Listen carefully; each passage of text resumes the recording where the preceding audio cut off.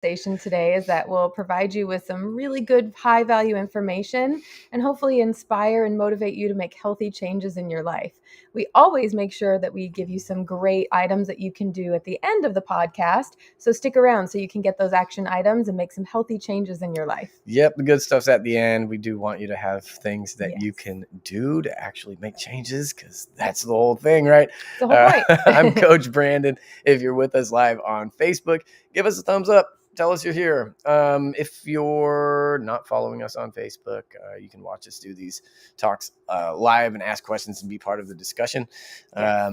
But if you're listening, thank you for listening. We appreciate it. Also, if you are on our YouTube channel, that's another place where you can ask questions as well.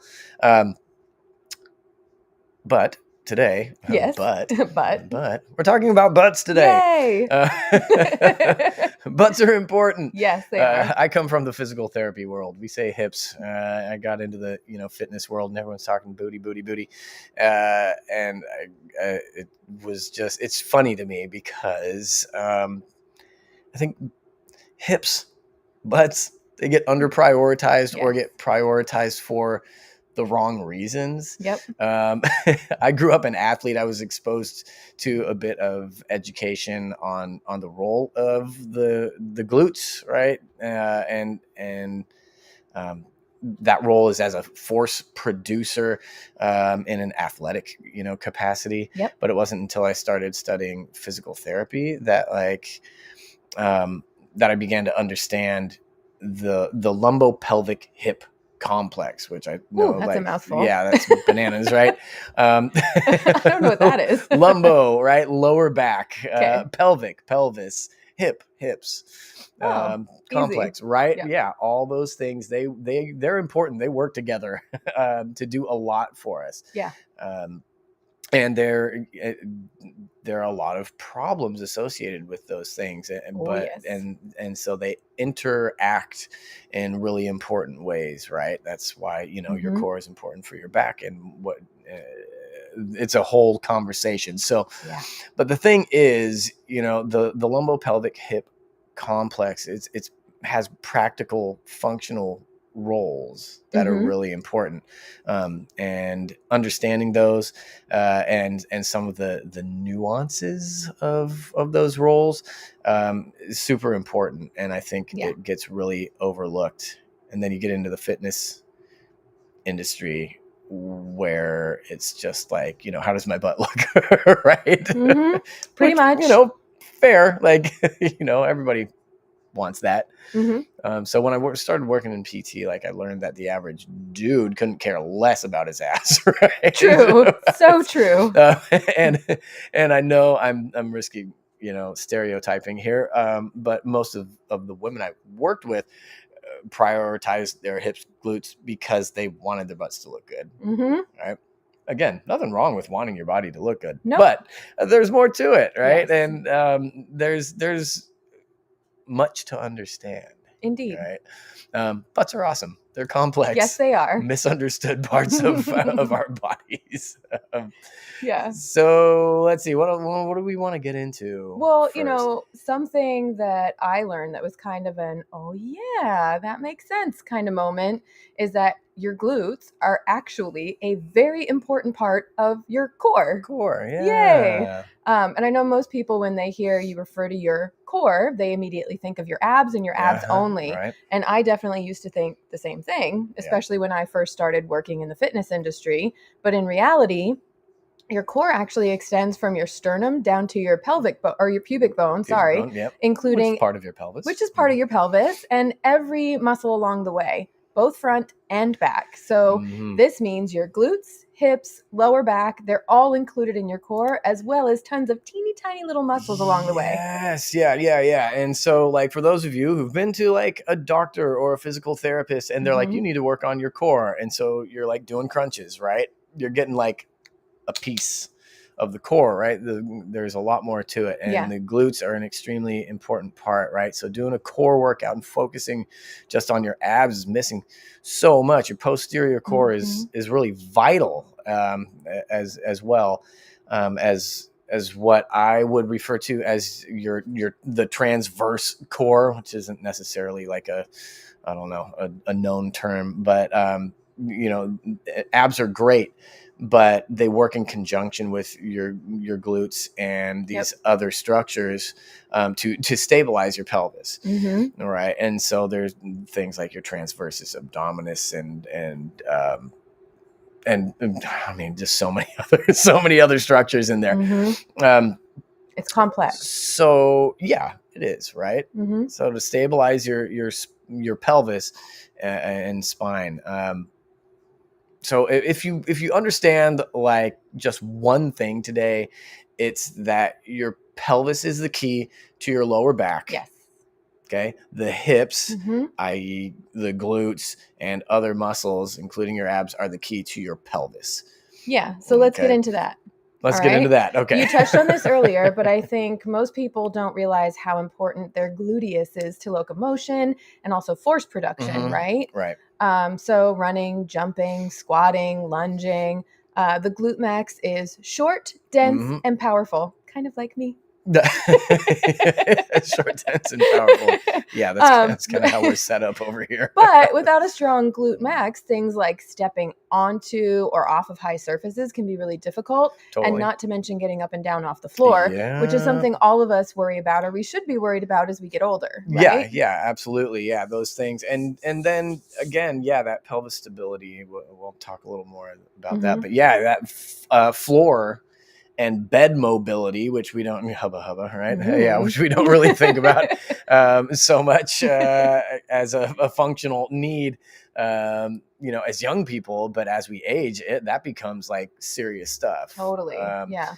So your glutes extend and externally rotate your hips. Their primary purpose, extending the hips, right? So laying on your back and lifting up your hips like a bridge, standing up from a squat or lunge position, stepping onto things or lowering yourself down. You mentioned locomotion. So like running, jumping, powerful movements, right? Again, that's why they're such prime locomotors, because being so short and dense and strong, they can produce a whole lot of power for those things.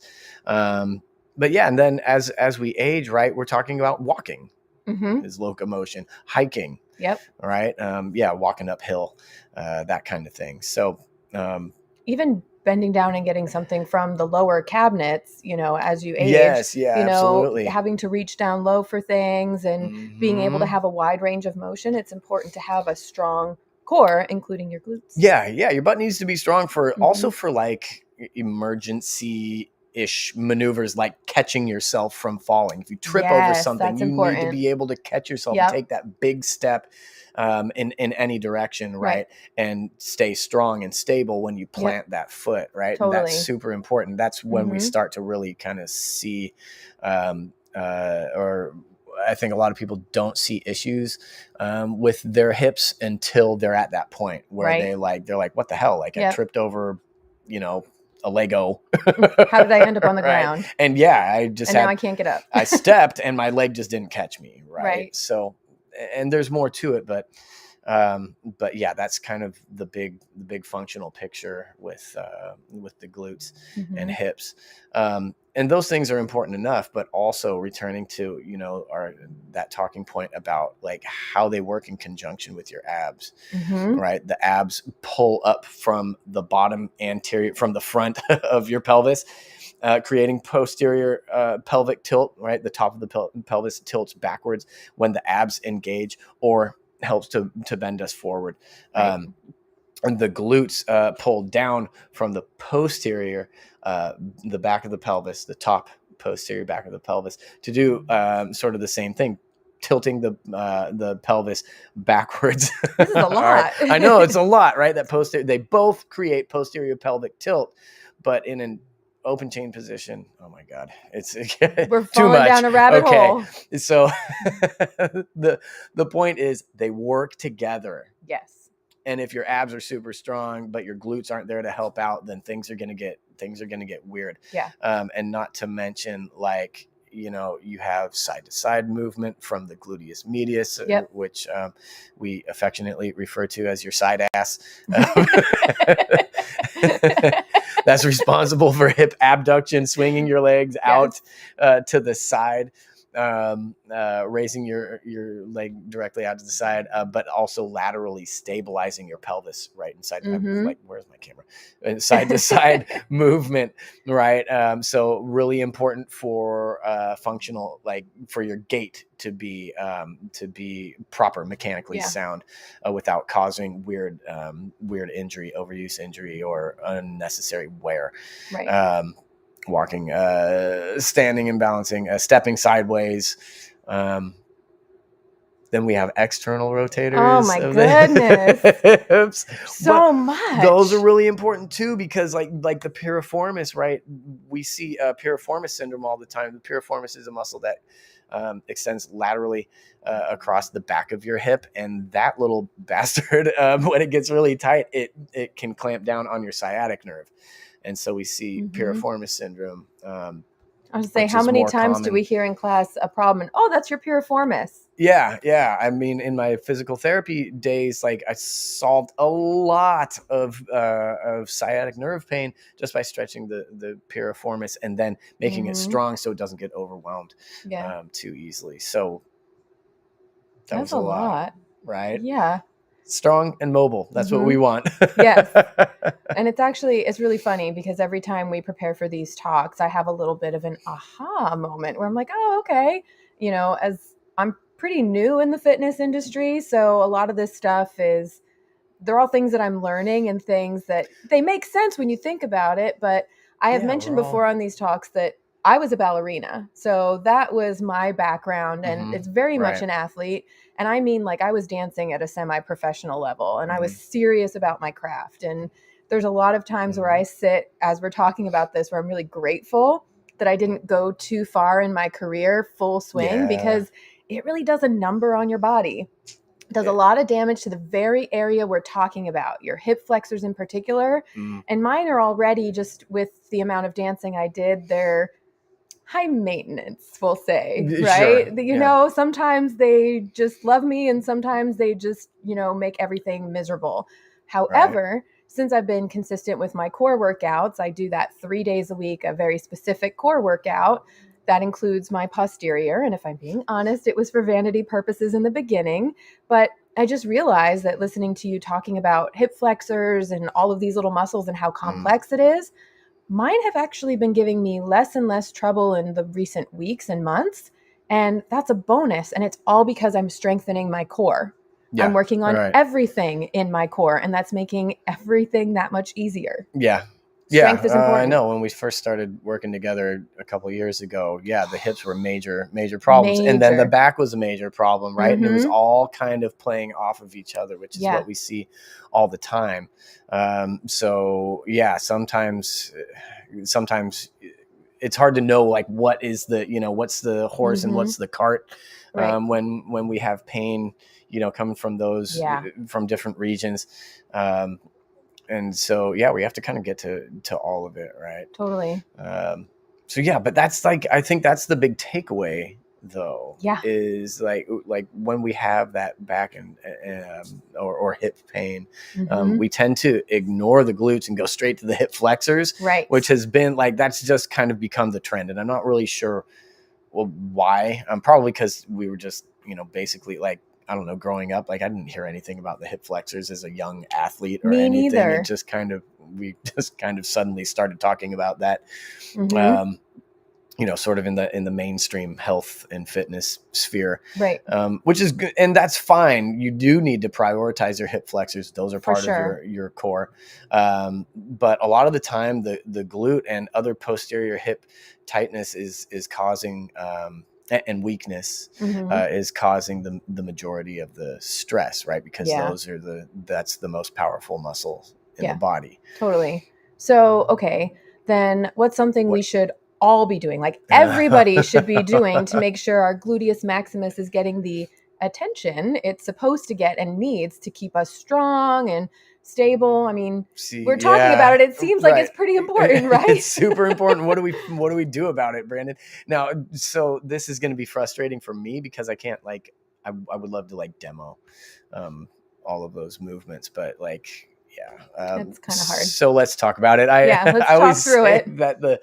That function is a matter of stability and mobility, right? The ability to hold positions and control movements, and the ability for the joints and other structures to utilize a functional range of motion, to be able to produce power without overwhelming the structures in our bodies, right? So we talked a little bit about like what happens when things get weak.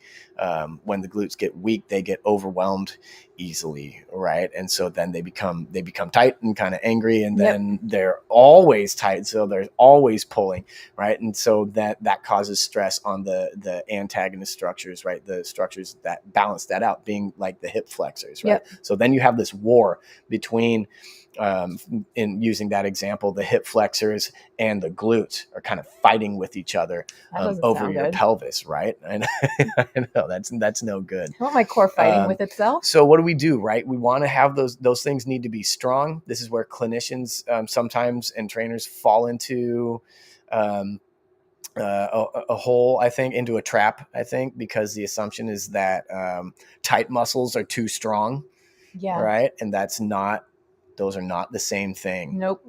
So you do need to strengthen tight muscles. Yes. Usually tight muscles are they're overwhelmed muscles, right?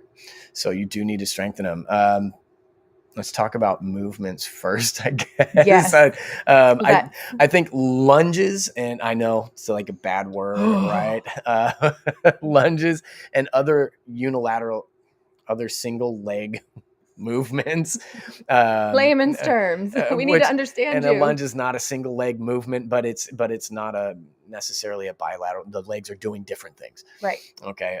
Those are often under prioritized. I think lunges, single leg squats, Bulgarian split squats, which we love, right? We freaking hate those things. It made me so sore a few days ago. We love to hate them. Yeah.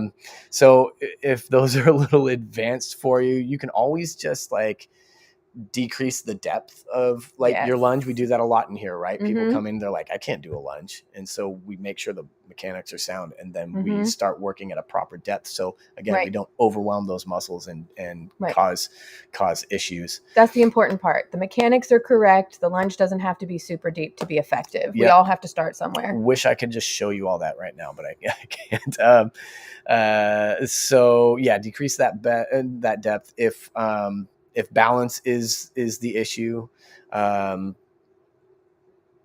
then remember that those muscles are crucial to your balance. So just practicing being in that, sometimes we just start with being in that split stance position, that lunge position, or that single leg stance position. And then we start working on the movement if we need to do that, right? That happens a lot, right? We get, people who are like their 70s or beyond, sometimes earlier, that, they're like, I can't do a squat because or I lunge because I am out of balance, right? I can't balance, and I feel like I'm going to fall over. Yep. Well, the moment they put their foot back, they feel like they lost their balance already. Work on that balance. Yeah. Let's see. Anytime you're working on your balance is a good thing. Squats and hinge movements. I feel like I'm talking a mile a minute right now because I want to like make sure I touch all these points. Yeah. Squats and other hinge movements like deadlifts, right? Hinge meaning hip hinge. Right. Really important here, guys, is to understand the difference between hinging at your hips and bending at your waist. Again, I wish I could we want to avoid folding at our belly button, and fold at our hip crease there in the front of the body. Squat like a gorilla, I say. Stick your butt out. All right. So prioritizing, if you feel uncomfortable, like you're sticking your butt way too far out, you're probably doing it right. Probably. Yeah. We get that a lot. I feel silly. You're doing it right. Yeah. I feel like I'm sticking my butt out. Yeah, you're doing it right. Good. Deadlifts, just the name is intimidating to a lot of people. They sound scary when you're a beginner. But remember, you can do those things with little to no added resistance. Yes. Oh my God. I mean, there's so much to cover. Let's talk about like more positions. All right. Quadruped, meaning hands and knees, plank, modified plank, or modified, well, we call it modified plantigrade in the physical therapy world. Which modified plank, like a counter plank. Okay. Right? Doing a plank on a counter instead of, or a bench, or the arm of a sofa, back of a sofa, right? You have kind of different elevations to do doing those a plank things, against something that isn't flat on the ground. Yeah. I'm just trying to demonstrate there are different heights around your house that you can practice some of these things at. Those are great positions because they can require a ton of core stabilization as well. So from those positions, kickbacks, leg extensions, like straight leg extensions, leg straight, lifting it back. Extension to abduction is one of my favorites. Lifting that leg straight. What is abduction? Abduction means abduct, to take away from, to lift out from the side. So yeah, to extend the hip and then lift it out away from the body. Again, like I could demonstrate, but it wouldn't look very awesome. External rotation. That's what your piriformis does. You need to work on some external rotation sometimes if you're not being, if you're not using your legs in a, if you're not exercising your legs regularly. Sometimes those external rotators get weak. So fire hydrants and clamshells, those are very specific. Clamshells. I know. Oh my God. Range of motion. I like to work on range of motion through those functional movements like lunges, right? If you get into a proper lunge or a deep single leg squat, right, you're working on that range of motion to be in proper form. But I do tell pretty much everyone to at the very least do piriformis stretches, glute and hip flexor stretching. Work that lateral movement, side to side movement to get those adductors, the inner thighs muscles strong and mobile as well, right? So we're talking about side lunges. Oh my God. Yeah. If this all sounds like Greek, I'm really sorry. Like that.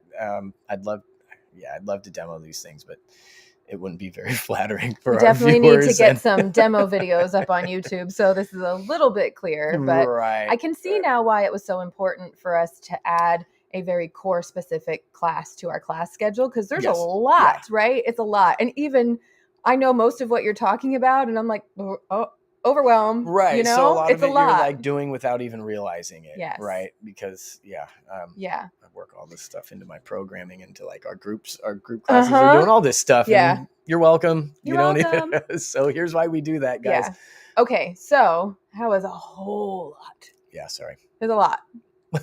We will get some videos up so that we have some demo videos. So if you're watching us on YouTube, keep an eye out for that. We'll make sure that we get that stuff up there so you can get a better idea of what that is. But let's talk about like what's the long and short of it, right? Let's condense this down and prioritize your hips, right? They're important. Is that what you're saying? Yeah, prioritize your hips. Yeah, that's pretty much it. The hips are super important. If you hate lunges, I'm sorry. You do need to do them. Or They're squats. An important functional movement. Important. Squats are important. And I don't mean like load up a bar and do front squats. No. Like just work on that movement. Like at least the mobility portion of it, like unweighted, just, drop down, nice and slow movement. And I think that's the most important thing is to practice these functional movements in a slow, stabilized, and I'm talking slow, guys, like slow, super slow, right? And kind of learn where your body's supposed to be. And when we move slowly, we can identify like where our insufficiencies are and where our real range of motion is without like risking injuring ourselves. Because when we move fast, right, we use momentum to get through those ranges of motion or points in our movement that where we might not be strong or stable. And so we kind of cheat to get past them when we move fast. So move slowly and practice some of those movements, your basics, right? Your lunge and your squat. Yeah. Any single leg stuff is good. Reaching back into that single leg squat is always great. Yeah. I always tell people that if you're doing a squat or a lunge or pretty much anything that's working your core, the slower the better, because you should be able to stop at any point. So you should be doing a squat and I should be able to say stop, and you should be able to stop yourself. Right. If you're relying on momentum, one, your form might be a little bit off and it's going to be hard for you to figure out where your form is off. But also, two, you're not going to be working the muscle the same way if you take it nice and slow so that you're actually able to stop that movement at any point. That's the kind of pace you want to move at. The stability part. Yeah, the stability part, which is what most of us are lacking. And that's where we run into problems as we age, especially. But also for athletes, right? Like that's a big step up in a lot of athletes who I've worked with. It's a big step up in their game to be able to fully control a movement, right? Because athletes, we tend to focus so much on power production and speed. Right. And that the stability gets ignored, and that can be a game changer in a lot of athletic pursuits. I feel like I've just like really loaded you guys up. Totally. If you watch this and you're like, I have tons of questions, great. Post them in the comments, send us a chat if you're on Facebook. Post something on our Contra Costa Fitness page and be like, what the heck are you talking about with all this stuff? We would love to get your questions and answer them. That's what we're here for. Yeah, if you're one of our members especially, walk in the door, give us what the heck? Ask all the questions. All right. Let's get out of here. I think that's enough. Yeah, we better get out of here before I make things even more confusing. Well, we really care about you guys. We really care about our community. We enjoy reaching out to people. So please, if you need help with something or you have questions about this stuff, do ask those questions. And one of us will reach out and say hi. Absolutely. And if you're not in our community yet, I don't know what the hell you're waiting for. We have a good time over here. Get on in here. Come join the discussion live. Ask us questions. If you're local to us, come knock on our door. Actually, our door is always open, so you can't knock on it. Just walk in, say hi to Captain Waffles, who you might hear snoring over there. And we hope this has been useful. Like I said, ask those questions if you have them. And we will see you soon. We love you. Bye, guys. Bye. Keep lifting each other up.